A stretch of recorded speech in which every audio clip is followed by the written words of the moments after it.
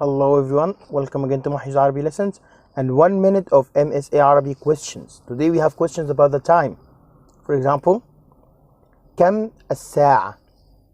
كم الساعة؟ متى الاجتماع؟ متى الاجتماع؟ في أي يوم العرس؟ في أي يوم العرس؟ الحجز بأي تاريخ؟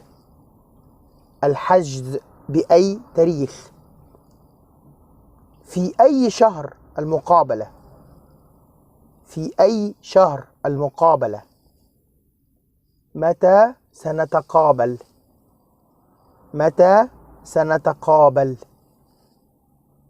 في أي ساعة ميعادنا؟ في أي ساعة ميعادنا؟ متى الميعاد؟ متى الميعاد؟ This is it and hope to see you soon. مع السلامة.